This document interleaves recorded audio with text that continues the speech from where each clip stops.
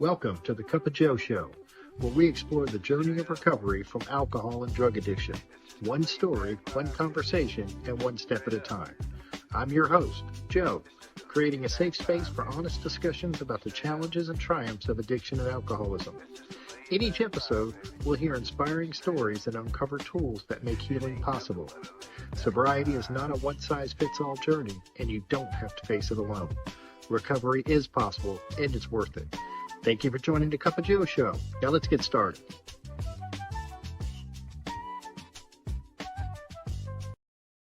Hey, everybody. Welcome back to the Cup of Joe Show. I'm your host, of course, Joe. And today I'm really excited to have my friend David S. David is really an amazing voice for recovery, originally from Connecticut and sober since January 1st, 1987. David committed to service about a year and a half later, and over the years, he's worn many service hats, from making coffee and chairing meetings to co-chairing the New England Conference of Young People and attending international conventions from Seattle to Vancouver in 2025. David's been married to the same amazing woman for 25 years and has a son studying at the University of Tennessee. As a alumni of the university, I have to say, go Vols. Today, David continues to give back as the District 6 Committee Chair for Corrections here in East Tennessee, visiting jails, prisons, and supporting countless others on their recovery journey. David's story is one of perseverance, service, and the power of asking for help when you can't do it alone. So grab a cup of coffee, settle in, and let's get into it. How you doing today, Dave? I'm doing real well. Thank you, Joe. Well, thank you, man, and thank you so much for your willingness to share your experience, strength, and hope. Well, we'll see. I like that answer, Dave. We'll see. So what was it like growing up, Dave? Ooh, the short answer, it was hard. My mom and dad moved us to a place where there were no kids, and so friendless. And then mom and dad got divorced. And it never got better. Lived with mom, a little bit poor. As I got older, I got bullied, and as I got a little older than that, I found alcohol, and that took care of the bullying. Now I just became an alcoholic jerk. Went to a private boys' school where the bullying was at its best. Totally ignored for 3 years. That was like the longest 3 years of like living in purgatory, you know. I forced myself to stay busy so that I didn't have to think about the emptiness, as it were. And yeah. Do you remember the first time you felt the effects of alcohol, Dave? Oh God, yes. I was at the Sharon Playhouse in Sharon, Connecticut. I was going into my junior year, so I was going into my senior year, so I was a junior. And the tech director said, "What do you drink?" I had never drank anything. So I looked at him and I said, "Well, what are you drinking?" I thought I'd turn the question around. And he said, "Miller High Life." And I said, "Fine." I'd never touched the stuff in my life, didn't know what I was about to do, but I got good and drunk that day. And the next day, I was good and drunk, and I drove, and that really didn't change for the rest of the summer. I pretty much was the rum and vodka, rum and Coke guy, and when the Coke ran out, there was still rum, so I kept drinking. Yeah, it was kind of nice there at the start. By the end of the summer, I was just drunk, and as recluse and not interacting with people, and drunk in addition. About the way they describe it. Yeah. No, I can understand. And that was it your family like heavy drinkers, or what was like the Yeah, I get it. Feeling of alcohol, I guess. Yeah. My father had served in World War II. He served on the front line for 4 years or 3.5. And I have a feeling that he saw and experienced a lot of things that were really, really hard. He secured a job where the bosses were also vets. So they knew. They didn't have to talk about stuff. And I think they saw my father drinking, and when they realized all the stuff he'd been through, they just sort of left him alone. And he did a remarkably good job for the company. One night we were at the Elks Club, and he's at one end of the bar, and I'm at the other end of the bar. And in between us are his students who are learning how to sell stuff. He takes a drink. They're all looking at him. I take a drink. They're all looking at me. Everybody had like 1 or 2 drinks that night. Dad and I probably had 14 or 15 between a piece, 14 or 15 a piece, not to mention what we did when we got home. So my mom was a teetotaler, but the disease of alcoholism touched her, and the divorce in the 60s and 70s was just really bad, and we were pretty much alone. There were a few women that would actually interact with us, but most people were like, you don't do that. And so we were shunned. We'd show up at church and people would be polite, but nobody would extend a hand to say, can we help you, or can we assist you with your boys? And no, didn't happen. So you're in high school, in that summer, drinking heavily. Were there any consequences at that point, or was it just here's what happened? I went back to school as a senior in the state of Connecticut. I could not only enlist and vote, I could drink legally. I was 20 years old. So one night I opted to go to the party that I knew was existing in a state area. So it was state land. And I went down there and literally emptied somebody's beer bottle because that's all they had left. So, we're talking 2 or 3 squigs, and that was it.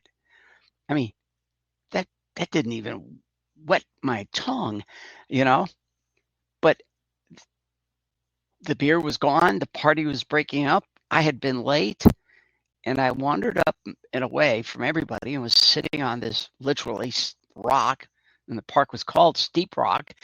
And sure enough, up shows a teacher who gets right in my face, and you can smell the beer.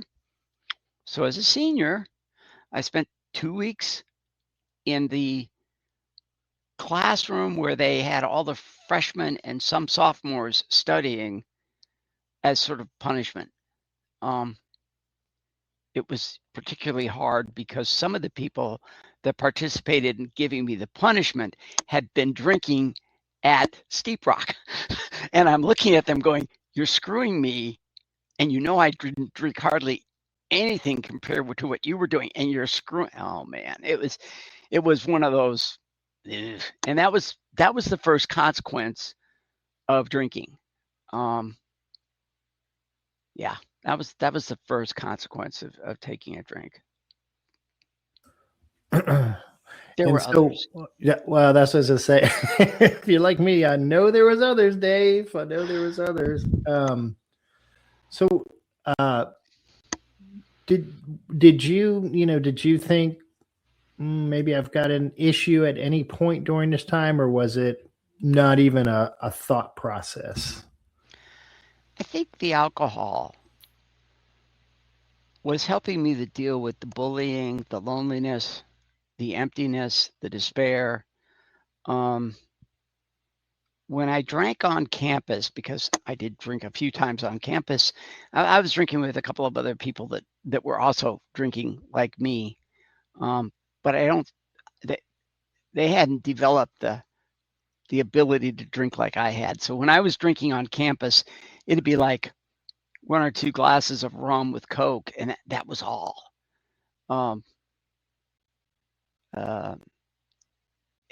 And so aside from the 2 weeks restricted to the school, that was the only consequence then, you know. Yeah. Yeah. So how did I guess life and drinking progress, from there? Oh, well, at the end of my senior year, I went back to the Sharon Playhouse. I mean, I'm a good drunk. If it worked the first time, maybe it'll work the second time. There were very, very few people that were there the second time that had been there the first time. Um, and I went to work there because while I had a job with the city, um, I felt like I had enlisted in the Navy and I was taking a job away from somebody who really needed some work, and so I went to the Playhouse, and I'm there. I'm drunk as ever. As a matter of fact, one night a New York City school teacher took me to the local ER because I was really hungover. And the ER doc is trying to figure out what's wrong with me. He says, "What'd you do last night?" And I looked at him and said, I think I drank 3/4 of a gallon of rum. 3/4 of a gallon of rum. Hello. And he looked at me and he went, "Well, you can go home and sleep it off." "That's what's wrong with me, doc?" "Yes." Okay. So, get drunk, sleep it off. Doctor's orders. What can I tell you? So I finished up the season that summer, and in September, I was enlisted in the U.S. Navy. Yeah. I can only imagine your drinking did not get worse in the Navy. Oh my God, did it take? Oh, geez. And I'm a great drunk. I looked at my watch and I said, "Oh, my watch says that it's 10 o'clock. I'll drink for 2 hours." Great willpower. That was one night. The next night, I showed up at the exact same bar at 6 o'clock and drank till 12:30. Now, think about it. I remember that stuff. Yeah, that went on for about a year, maybe a little more. Um, and at the end of a fiscal year in the Navy, they had paid me something like $5,000. The only thing I could show for it was $5,000 worth of alcohol consumed, drank, and then one does what one has to do after that much alcohol. Yeah.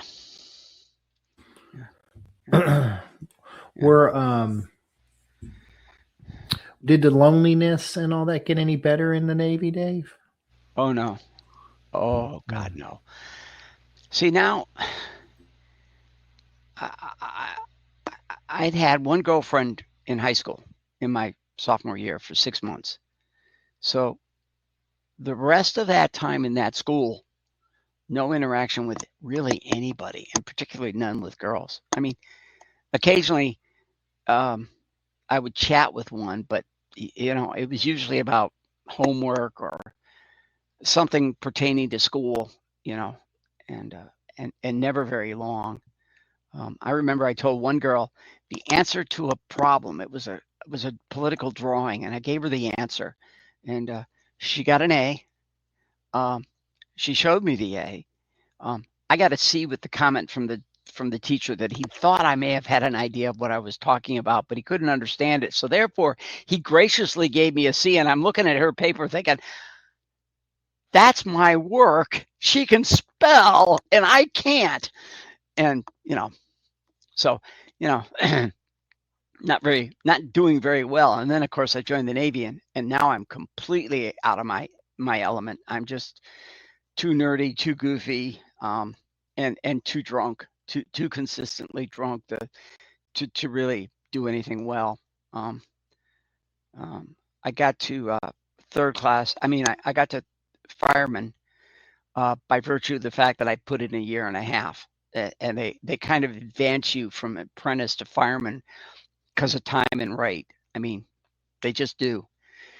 But somewhere in there, in a bar one night, I realized drinking was killing me. not physically killing me, but just it was going to deprive me of any sort of advancement in the Navy. And so I had this epiphany one night in the bar, and I raised my beard to the ceiling and I said, you know, God, if this is all there is, I don't want it anymore. That's a direct quote. I remember it like it was yesterday, you know, and it's been a few 24 hours since I said that. And then a couple of months later, or maybe I'll tell you when exactly, there was a pope. His name was John Paul I. When he was elected, shortly thereafterwards, I asked God to help me not drink anymore. And I had 2 weeks of hallucinations. Oh, it was just crazy. But at the end of that, I walked into a bar one night because I didn't know what else to do. And I ordered a soda. And some of the guys who I worked with went to the bartender, if he orders soda all night, we'll pay for it. Now, years into recovery is when I remembered that. And it dawned on me that they must have known that I was drinking pretty heavily compared to them. And I thought they were bad.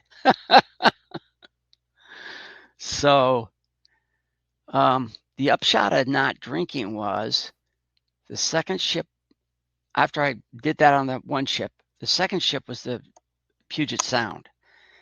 And I got put with the A gangers. M Division to A gang is a little bit akin to being released from jail. I mean, you just don't get out of M Division. You just don't.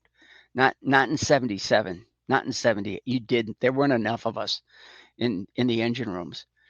And they approved it one day.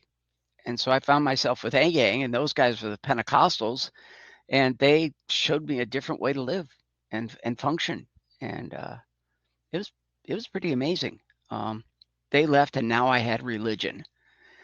And here's what I can say about religion. It's wonderful, but there was nobody to teach me how to function as a person. Nobody. They taught me how to pray. They taught me how to understand God. But they really didn't teach me how to live or how to make decisions. So by the time I married my first wife, and she looked at me and said, I can't live with a drunk, I was totally floored. I mean, yeah, I'd been fired from 7 jobs in 1 year, you know, and wasn't doing very good in the current job. And I couldn't understand why that was happening to me.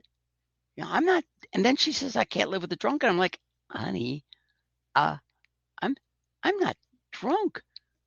Man, I'm hardly drinking. I mean, in our 2.5-year marriage, I might have had a couple of gallons of alcohol.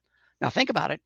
A couple of gallons over 2.5 years when I was probably drinking 6-7 hours straight every other night. And so one day after ACOA, Adult Children of Alcoholics, and trying Al-Anon, little old woman, and I say little old woman because she was as white as me. She came up to hear on me, and she was a woman, little old woman, looked at me and said, son, okay, you belong next door. That's why we know so much about you. And I found myself in AA. And about 9 months in, or 6 months in, 5 months in, something like that, somebody said you should join our meeting and tell us your sobriety date. Oh, couldn't do that. So after the meeting, the woman in charge of sobriety dates and I sat down, we tried to figure out a date, and 1/1/87 became my sobriety date. It's possible that instead of celebrating 39 years, I could be celebrating 40 or 41 and a half. But I don't honestly know. And so the best course of action at that point was just a 1/1/87. So that's how I got my sobriety date. Hey, that's as good as any, Dave. You Well, know. yeah, some people come in and say, my sobriety date is based on this last drunk. Well, I couldn't do that because actually I didn't know when the last time was I had a drink. Yeah. Um, I remember the last time that I had a drink where something exciting happened. So, what was that early recovery like? So this is 1987. You Oh, know, what was early recovery like? I showed up to meeting after meeting after meeting. I was absolutely, I couldn't follow half the stuff that was going on. Occasionally I would like, oh, wait, that pertains to me. That makes sense to me. But most of the time I was pretty out to lunch. You got to remember that part of my problem wasn't the need to stop drinking because that basically was going on way back there when I prayed in that Navy ship. My alcohol consumption dropped off to next to nothing. And when AA said you don't have to drink, it was like, oh, hey, great.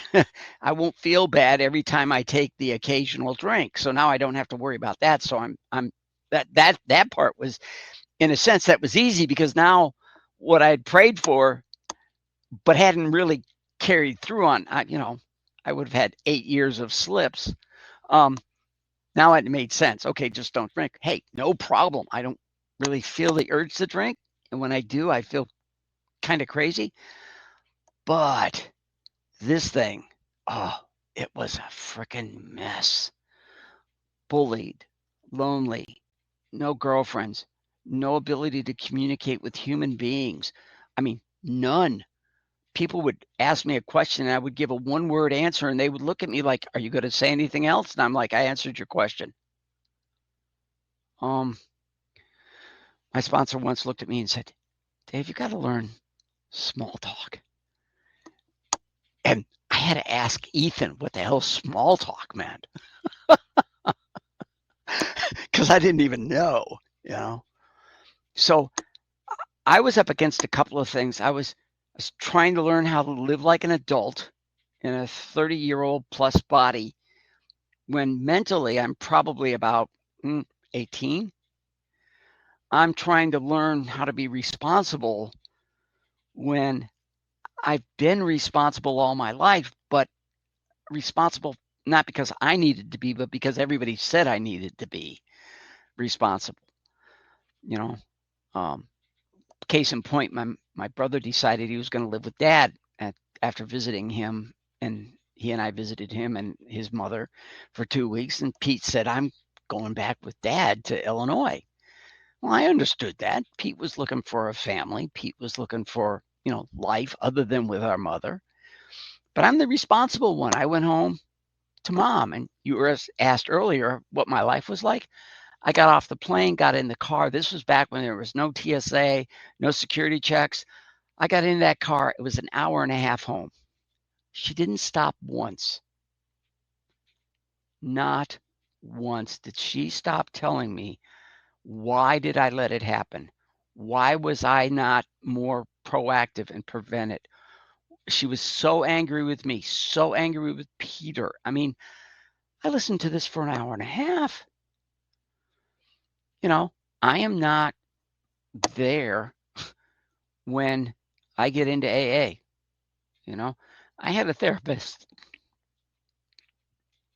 Steve once said, I don't think he was joking. I think he said one time, you kind of have PSD from the trauma of just living, you know? And it wasn't all about the alcohol. It was about an hour and a half car ride with mom screaming at me. It was about looking at people and not being able to communicate. It was about being so alone in my own head that I had conversations with myself that seemed perfectly normal. God, if you had recorded them, you could have pointed out that I was off my freaking rocker, but it didn't make sense. That never crossed my mind. So that was my problem when I got here. I had to learn virtually everything, not how to pay bills, but how to make decisions about paying bills, not not how to, look at people, but how to look and talk to people. That was just that, probably 5 or 6 years. You know, um, I taught somebody how to skate backwards, and she was pretty. She was paying attention to me, and I did not have the courage to say, "You dating anybody? Could I ask you out? Could I meet you here next week to skate?" I couldn't do it. I think she might have said, "Yeah," but I I just didn't feel comfortable and confident in myself to ask. Yeah. So how did early on, how did that stuff start to change, or what were some of the actions you took to start changing? Well, in your intro, you said I got involved in service. Sometimes that was by mistake. Sometimes I was voluntold. You're going to make coffee. Okay. Can somebody show me how? But the act of getting involved forced me. Louise Adams, a delegate, trustee, DCM, GSR, married to a delegate, trustee, DCM, GSR. I mean, these were service people. Once looked at me and said, service will keep you sober. And I took that to mean literally what it said. Service will keep me sober without a drink. Later, later I discovered what she was really saying was, not only will it keep you dry, but it will force you to interact with people and learn how to interact with people. And on a very mechanical level, it worked. I started communicating with people because I was on committees, I was doing things in service, and I needed to open my mouth and say stuff. And that's, you know, to that end, I could do that. And that was the beginning of kind of small talking with people about things other than service issues. But in the intro, you said I was the co-chair of the New England Conference of Young People in 1991. In 1991, I actually had a conversation with I started having conversations with people other than service work, not up till then. So that's 87 to basically 90, where, you know, I show up, my eyes are glazed over, not because I'm drunk, but because I'm listening to people for the first time, and they're not screaming at me. They're not telling me I'm bad. They're not telling me I'm the problem. They're not telling, they're saying, "Hi, Dave. How do you respond to that?" I didn't know. I had to learn. Well, how do you respond to that, Dave? Oh, hi. How you doing today, man? You having a great day? Did you Yeah, hear that? yeah, That that came naturally. yeah. And that was so not the case. I would have looked at you and said hi. And the silence was a killer. What especially, what helped you, I know service, service was a big deal or a big part of your story, I know. And that is that what you would say that helped you stay committed when the days got tough, is having those commitments? Yes, I would have to say that's the case. There was something else going on though. When I got here, they said keep coming back. Don't stop before the miracle. Ooh, what's a miracle? But when they said keep coming back, it was like, oh, I can do that. I can do that. And probably in the first 5, 6, 7 years, I went to a meeting every day and a couple of times on the weekend.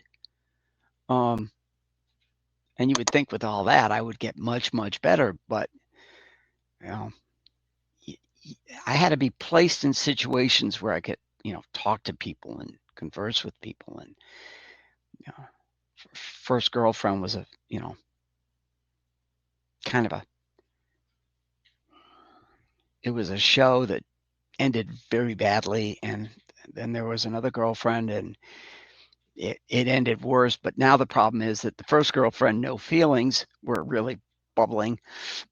This one, there were feelings, and that sucked. And I dated a number of women in Connecticut, and I just wasn't smart enough to pick up the phone and talk to my sponsor or the therapist about how to do this better. See, I could pick up the phone to deal with me. I could pick up the phone to deal with service issues, but I wasn't really good about, hey, Bill, how do you date? What's going on with this? I just sort of swung it on my own, and yeah, there were consequences to that. That was kind of my next, because I think you mentioned some, but I'm like, so were there influential people in recovery that were kind of,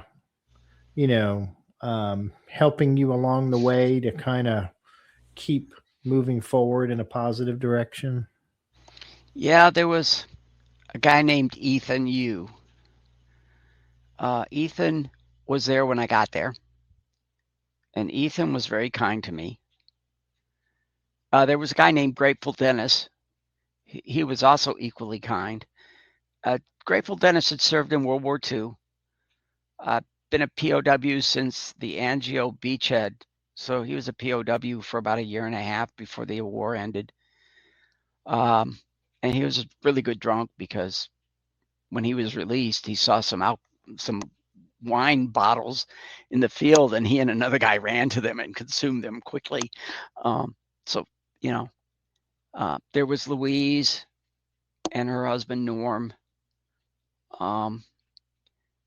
There were a couple of men. Jack is a really good example. Jack, I remember I got here, I didn't have 2 dimes rubbed together. And if you said, well, what is your retirement plan? I would have looked at you and said, work till I die. I mean, and so Jack liked to ski. We would ski down the slope, and I was good enough that he suggested that I join a ski reporting agency and report the conditions of the slopes. And you really need to be able to describe snow and ski it to really understand what you're skiing through and on top of. And I could do that. But more importantly, going up in the chairlift, Jack and I talked about money and finance. And he helped me turn my life around regarding getting ready to retire, getting ready to make decisions financially that made sense. And it's just taught me a ton of stuff that I can never repay. You and I go up to the jail together, right? And I'm able to do that because I was able to put the money aside and make it grow and work hard and be ready for retirement.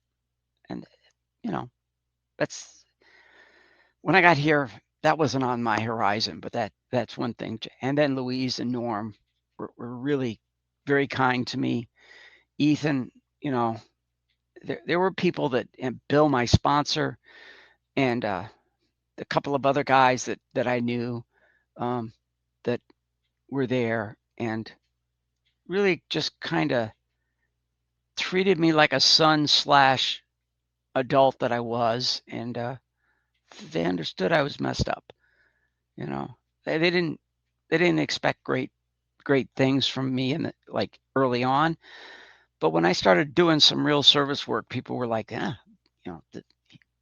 he can do stuff. Yeah. I think it's so important for people to hear about the fellowship, and because I know when I came in, and I always said it, that there were people in recovery that loved me when I didn't love myself. And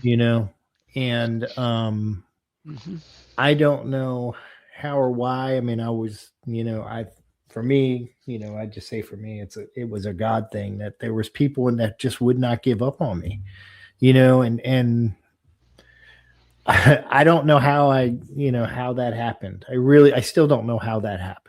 but I'm grateful for it. Yeah, Bill was my sponsor, and he dated and then married Leslie. And oh, she could be kind one minute and then clearly state a boundary. Of course, back then I thought I was being screamed at, you know. I mean, this is the progress of growth. She's screaming at me. No, she's setting a boundary. It took me about 2 years to figure out that she just didn't scream at me. She was trying to set a boundary. You know, things improved a lot when it dawned on me she was doing that, you know. For example, one time I was in Connecticut. I was visiting. I was going to visit them. I couldn't help not to. But I called Bill and told Bill, hey, I'm going to be there in about an hour. Bill's got dementia. It never got back to Leslie until I called from the pizza place to say I was 30 minutes out with the pizza. And she let me have it. You know, Bill's got dementia. He never told me. This is very frustrating. I'll never do that again. And I always talk to her about the important stuff. And then she died, and he got shuffled off to a nursing home, and I would call, and I was the only one that was calling from Connecticut on the phone. And finally it was just, he didn't even know I was on the phone. Oh, that broke my heart. But Dave, yep, his name is Dave. I had been in communication with him, and at some point I just looked at him and said, I need a sponsor. I can't do this alone. And he said, been kind of waiting. So, you know, we've known each other since the early days of my recovery. Yeah. Yeah, that's cool. That's I had sent my had Mike as my sponsor. Mike passed away in 2020, and I have my friend Marvin was always like a spiritual advisor. I called him to me. You know, I think you know Marvin, but he. I was sitting down and I said, "Hey," I said, "I got to find a sponsor." I said, "Who would you suggest that I get?" You know, and he was like, "He's like, is there something wrong with me?" I was like, I just never thought, Marvin, that you would say yes. You know, it's like saying yes to the dress. But Marvin has been an amazing person in my life. But that literally happened to me, you know? We get these sponsors. Bill and I were, my first sponsor's name was Bill. He took my fourth step. And after my fourth step, he went out and drank. Well, he went out and drank, but he got back into the fellowship. Well, then there was another guy named Bill who I'd seen at Adult Children of Alcoholics and Al-Anon before I joined AA, and he's in AA. So I just looked at him and said, want to be my sponsor? And he said, sure. And he did something that was really good for me, although it wasn't good for recovery. It was good for me. He helped me to feel okay. So I could do something, and he didn't really scream at me. You know, he just kind of like, can I do that again? Was that a wise move? And sometimes he would make no comment at all. He would just listen. And while that didn't necessarily spur me on to a greater depth of understanding of the big book and the steps, it sure helped me feel for the first time like somebody loved me. And they didn't love me for my money. They didn't love me because I was a guy and they were a woman. Those two people just loved me because I was present as in a mess that I was. And that love helped me to start to bloom a little bit, you know. So, I'm doing all sorts of stupid things, but people are like, he does service pretty good. And Louise looks at me one day and says, I want you to run for delegate. I looked at Louise and I said very clearly, you do know who you're speaking to, right, Louise? I mean, you do know who you're speaking to, Louise. She goes, yes, I want you to run for delegate.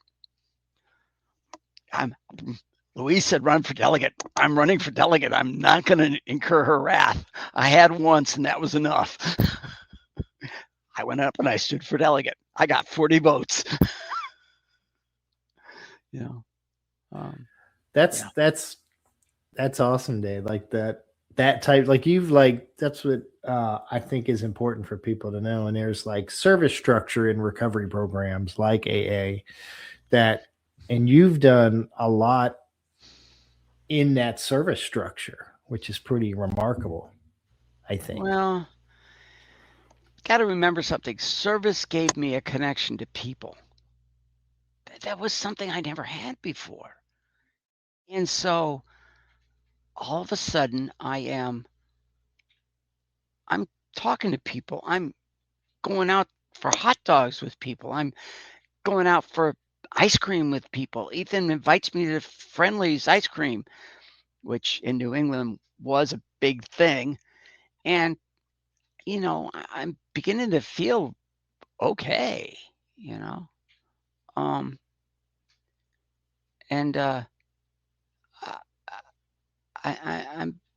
I'm feeling that love, and service just made me connected with people.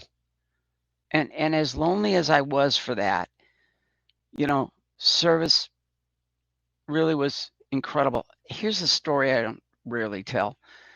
I was leaving to come to Tennessee, and I told people at the GSR meeting, the district meeting, that I was leaving, and I put out the word that if anybody showed up, moved anything, or just showed up, you were invited to pizza when the truck was loaded. And this guy shows up.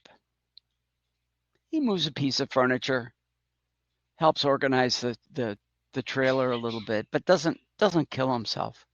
That's fine. I didn't care. You were there.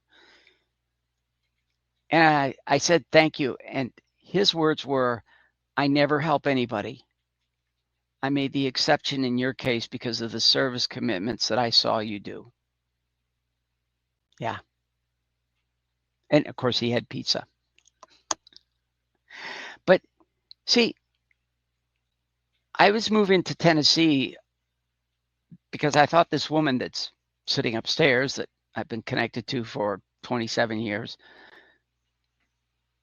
over in the corner there is my son on his computer. I was starting a new life. I was taking a big risk, and it's like a lot of marriages. Some days are really, really good, and some days it's just a minefield. Every time I open my mouth, I might as well just shut it immediately and not let anything come out of it. And it does, and that's just, I've buried myself a few times, but we're still together, and I wouldn't want to be with anybody else. And that's Bill and Leslie shining through, telling me that I can be loved and I can love.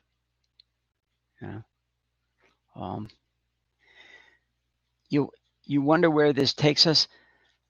I'm the treasurer for the soccer club of Oak Ridge. It's a traveling soccer club.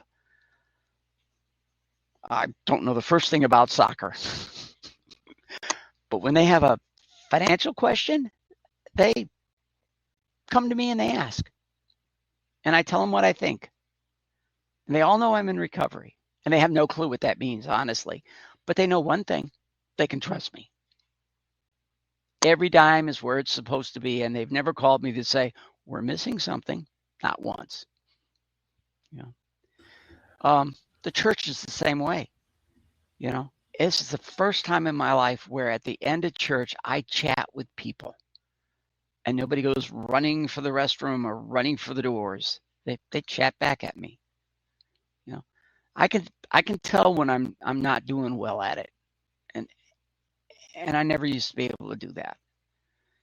So this morning's reading was about being returned to sanity and being returned to, being a normal person. I'm not there, but much, much closer. You're not alone. I'm not there either, Dave.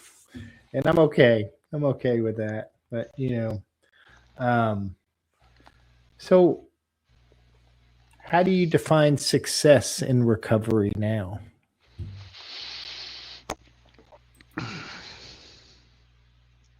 I haven't had a drink today. I try to do what's right for others.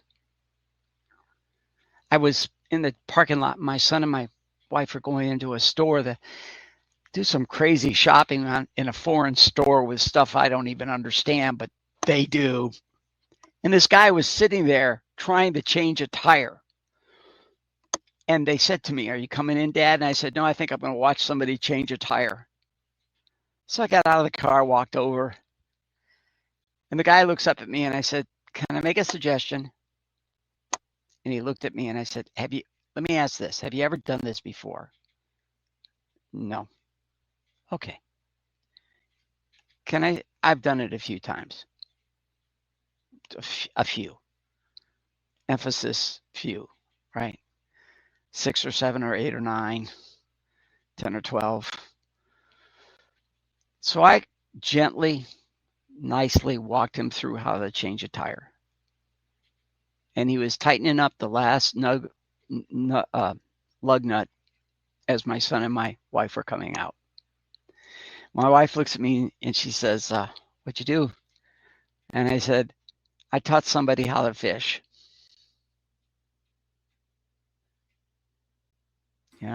Absolutely. Right. And nothing to do with recovery, but how can I be not selfish, not self-centered, not inconsiderate, and not dishonest? I help this person change their tire and learn how to do it. Yeah.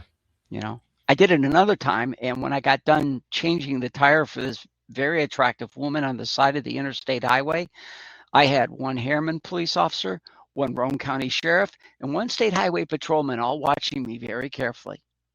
Not for changing the tire, to make sure I didn't do anything to her. And I got done and I stood up. I threw the stuff in the back of her trunk, turned, and the highway patrolman was standing there. I said, "Hi, my name's Dave. I'm just gotten off work at the TVA at the Kingston Fossil Plant." You could almost see his face relax. And the other two, they left. And, she drove off, and I followed her to 2 exits, and then I split off, and cop followed her. Here's the thing. It was at the end of a 13-hour shift. I was black head to toe. I was just a mess. They had every right to think that I might have done something to her at some point. I mean, and then I identified myself, and it was like, oh, he's just an ordinary guy changing a tire for a woman, and he doesn't mean anything by anything. He's just changing the tire to change the tire. That wasn't me when I got here. That would not have been me. I would have looked at her and said, "Well, hey, you call AAA and have a nice day," And she was trying to get home on the plane to get to her son's birthday. So maybe she got to the airport in time to turn in the car and I don't know. But yeah. You did your part. That's what's cool. Walla walla. Walla walla, baby. So what is spirituality like for you, Dave? It's not real complicated. It's more like, how am I going to treat you okay? It's like I looked at that person who's trying to change the tire and something just hit me. He doesn't know what he's doing. You can help. I was studying and was married to a woman who was a minister. And you can have these great theological dissertations and great statements of creeds, and mine is real simple. Okay? How do I help somebody else? How do I get out of myself and assist somebody else at some point in their journey or their life that day? Ed called up one day and said, "I can't come to the church, Dave, and I can't work with you guys." And I'm like, "What's up, Ed?" Not, why can't you? What's up, Ed? And he's like, I'm not feeling very well. I said, type back on the text, which I'm not very good at. Your health is first. If you can't be here, it's not the end of the world. You take care of you first, and we'll be okay. Thanks for letting me know. And he wrote back, said thank you. And the next week he was there. Bill and Leslie said you can be loved and you can love. And love isn't always about sex. Love isn't always about, hugging and holding hands. Sometimes love is changing a tire, showing up for a sheriff who says, hey, I can't change the tire. They can't change the tire. Can somebody help us? My pager goes off and volunteer firefighter, truck out the door and go down there and change the tire for him, And as they drove off, I looked at the cop and said, you better follow them. They just went through the gutter to get out of here on a donut. Yeah, you'll be calling me in 30 minutes, He didn't. That was the strange part. I never got a call to come fix another tire. But maybe they blew it out and he realized there wasn't a donut, so it needed a wrecker. But it's not this thing that's screaming and hollering. It's very quiet. This needs to be done. You need to say this. Laugh. It's time to laugh. That was a joke. Let them know it was a joke instead of standing there with that blank look on your face because you didn't get it. Just laugh. Make them feel good. They told a joke. It's not complicated spirituality. I go into the jail and if something moves me to discuss something, that's what we discuss. And sometimes the guys look at me and say, oh, that's exactly what we needed to talk about tonight. It's not me, folks. I am not that person. It's something greater giving me a nudge and just following it.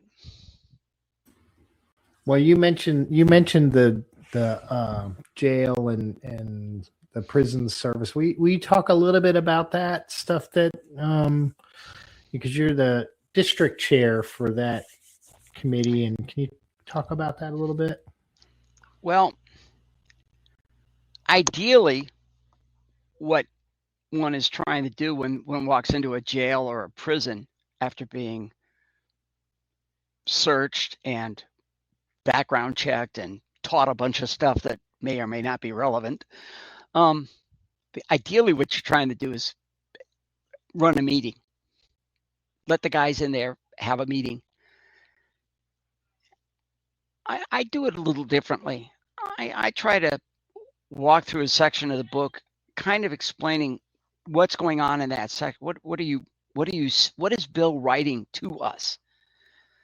For example, one day I looked at the guys and I said, anybody know when the doctor's opinion was written?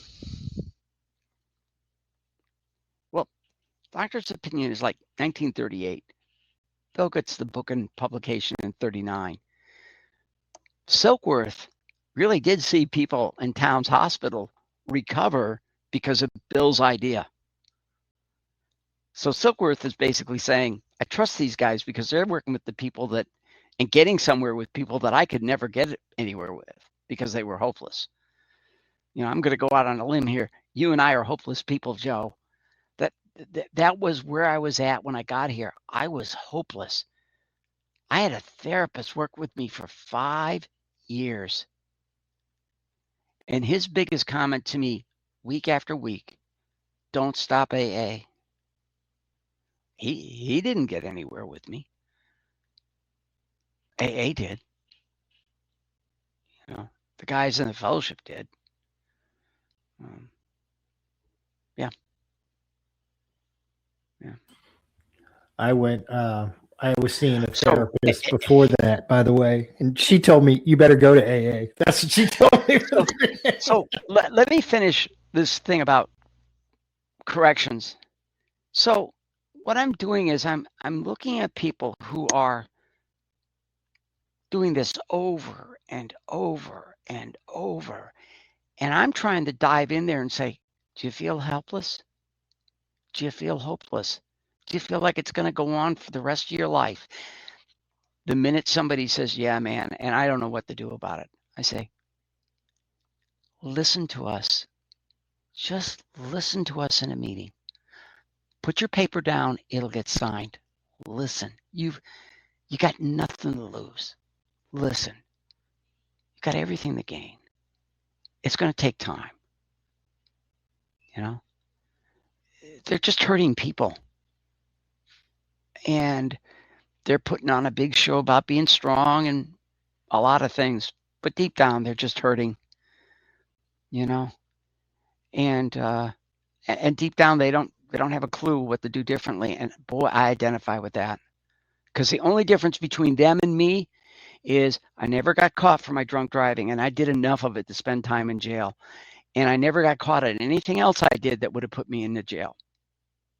But I lived up here in this head of mine for years alone.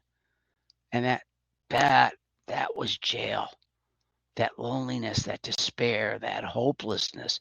Nothing is going right. I didn't need to be in jail. I was there. Yeah. And so whether it's treatment or corrections, for me, it's, are you hopeless?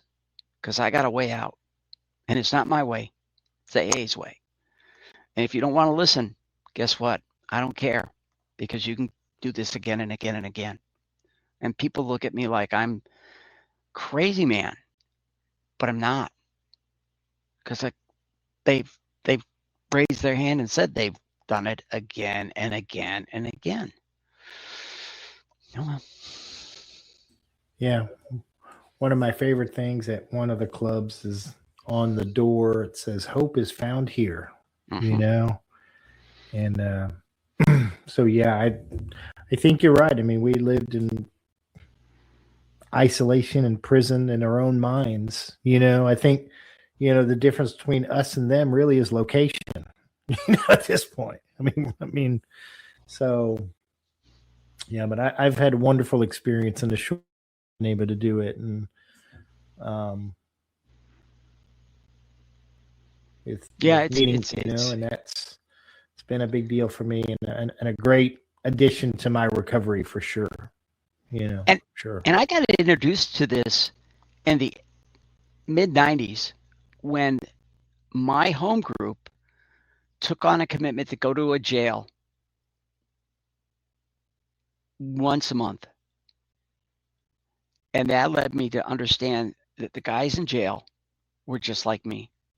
And I couldn't have said it then because I didn't understand it, but I do today. This is a journey, and you learn stuff all along this journey, 4 days and I got 39 years. I am still learning about me, who I am, what makes me tick, why I get angry, why I get upset. The other day I screamed at my son, walked up to him a little later, dropped my hand, and goes, "Shouldn't have done that. You didn't deserve it." Yeah. It's one of the beautiful things we get in this program is the ability to look at ourselves if we remain open-minded and willing. That's the key. Are we open-minded? Am I open-minded? Am I willing today to learn something new about me? Yeah. Oh, absolutely. That's what makes this not only a journey, but if you're, if you've got your functions and you've got a job and you've got a wife and children and things are going well, recovery is hard, because what's really wrong? I'm drinking too much. But in my case, it wasn't I'm drinking too much. I don't have any of that stuff. I'm losing all of it, and I don't know how to function. And that's what a lot of these guys do, is that they don't know how to function. And they tell me right up front, I'll go back to doing what I was doing because that's what I know. And I go, the hardest thing you're ever going to do is change your life. And we're here to help. 100%. What is there anything you wanted to talk about, Dave, that we haven't talked about? Ooh. Yeah, if you're hearing my voice and you're in your first year, your first 6 months, your first 5 years, just remember this. it's a freaking journey.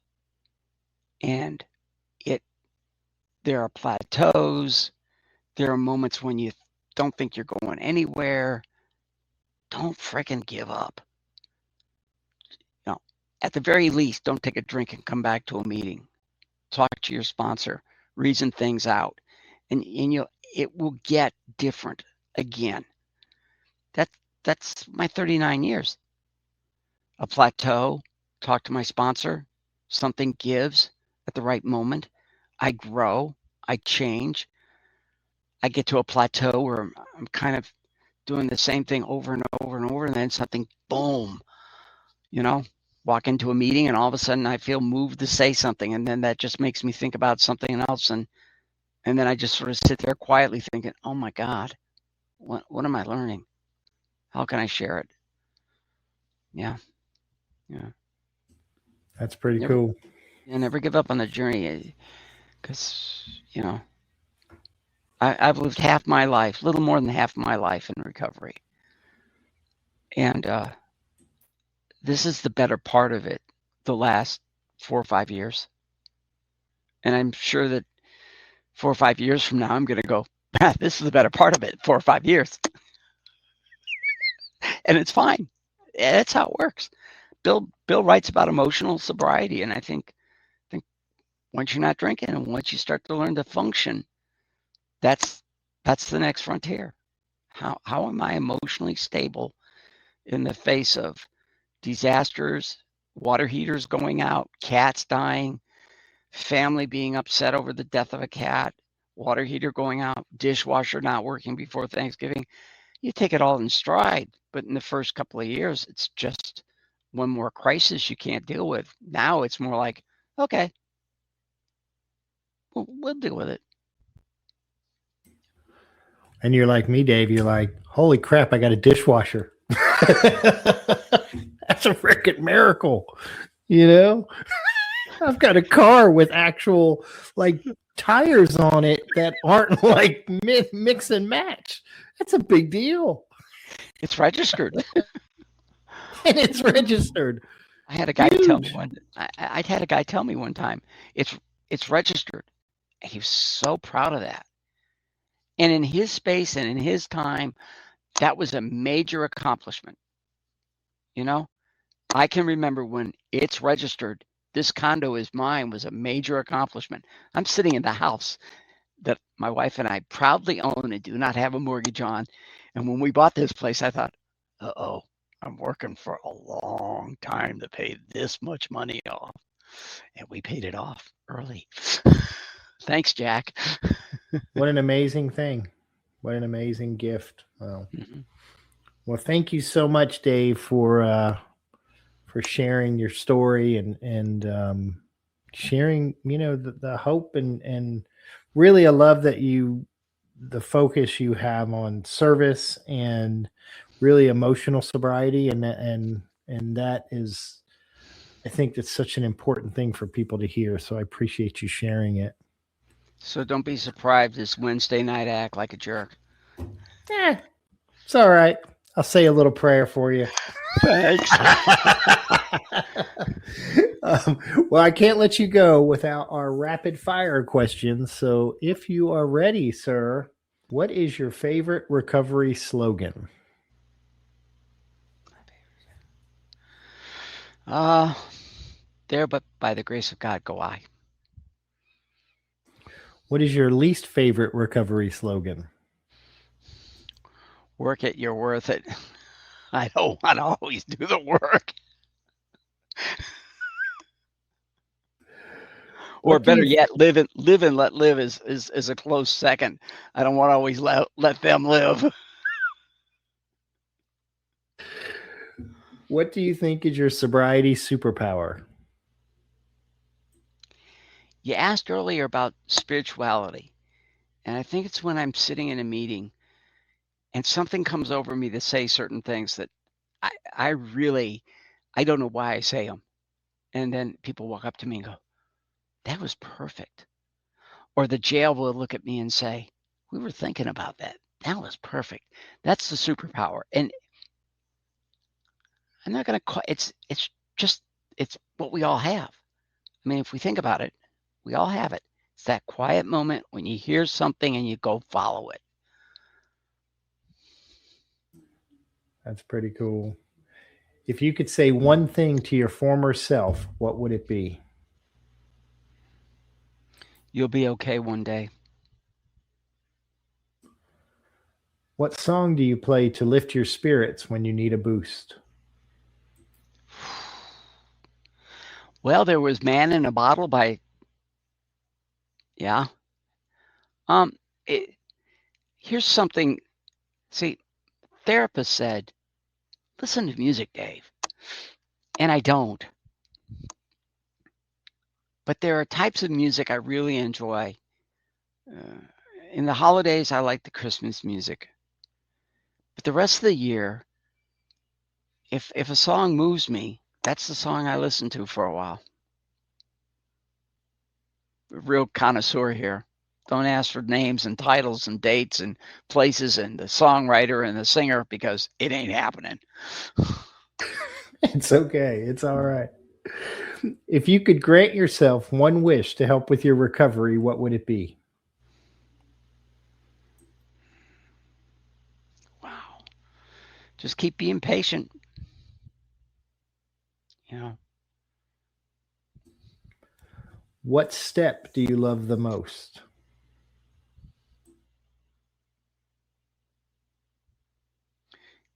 The easier question would be, which step do I not like the most? And that would be 4.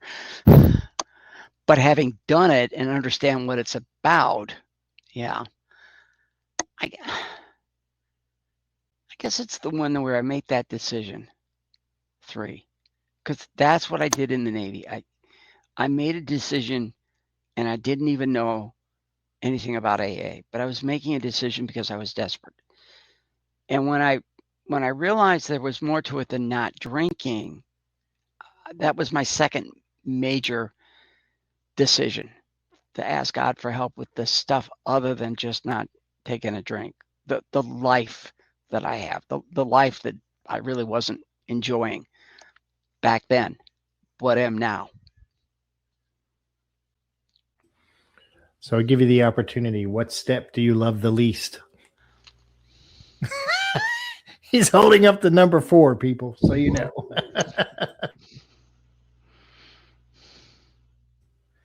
What is one of your favorite movies? As a kid, I really enjoyed Airport. I read the book a couple of times, saw the movie twice in one night. I just couldn't get enough of it. So that is one favorite movie of mine. There are others, but that's the one that stands out. That's a good one. And finally, if heaven exists, what would you like to hear God say when you arrive at the pearly gates? You're home. Nice. You're home.